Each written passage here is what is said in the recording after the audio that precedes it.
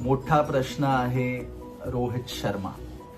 19 run केले होते 13 बॉलमध्ये against RCB आणि हॅमस्ट्रिंग इश्यूमुळे दिसलं होतं की he got off the field.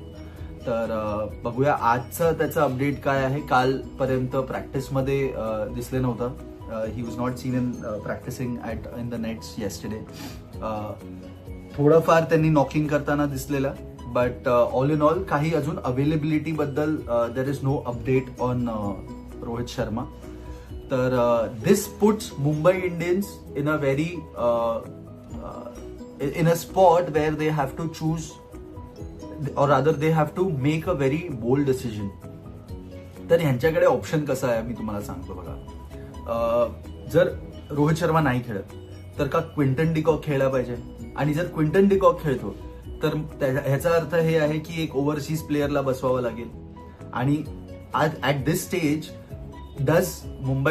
Can Mumbai Indian afford to take that call की ओव्हरसीज प्लेयर्समध्ये आपण अदलाबदली केली पाहिजे.